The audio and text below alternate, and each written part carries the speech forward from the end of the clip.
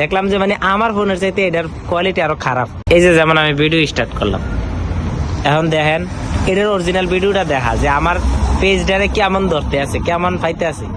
এই যে আইফোন দিয়ে ভিডিও করতেছি, মনের মানে একটা স্বাদ পূরণ করানোর লেগে আইফোন নিয়ে ভিডিও করতে আসছিলাম।